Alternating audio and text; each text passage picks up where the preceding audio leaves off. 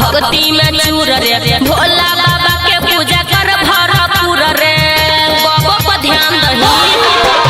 रे पूरा सावन रह भक्ति में चूर रे भोला बाबा के पूजा कर भरपूर रे यने ओने नहीं दो ही ध्यान यने ओने नहीं दो ही ध्यान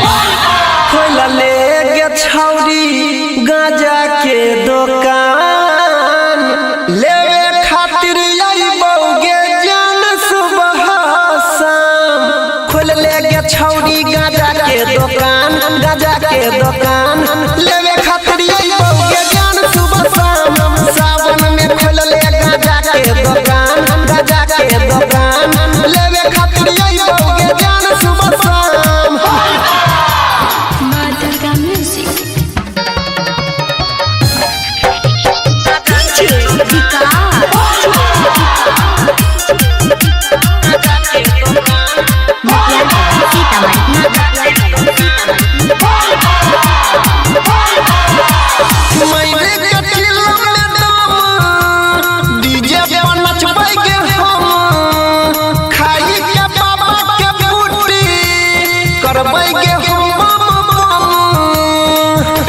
ये जाना सुना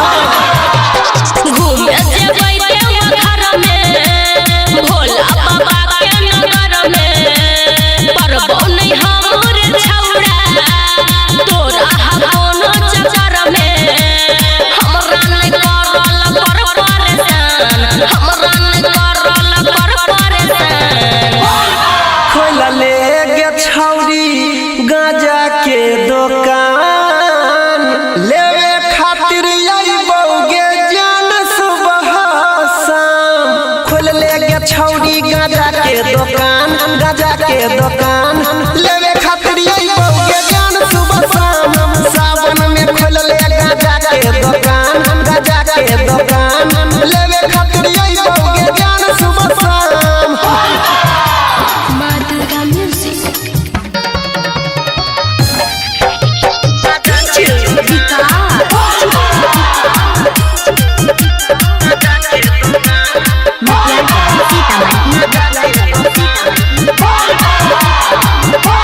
बतिया हमर कोई मान गे हेतौ नहीं तोरा नुकसान गे सब कावड़िया ये तो गोड़ी सुन तोरे दुकान गे बाबा के महिमा छै भारी जानै छै दुनिया सारी भंग गजा सा होई छै रंग बिरंग के बीमारी सुमन सोना लोने खोल जुबान अनिल सोनी बंद राख जुबान खोल ले गे छौरी गाजा के दुकान लेवे खातिर आई बौगे जान सुबह शाम खोल ले गे छौरी गाजा के दुकान लेवे खातिर आई बौगे जान सुबह शाम सावन में खोल ले गाजा के दुकान लेवे खातिर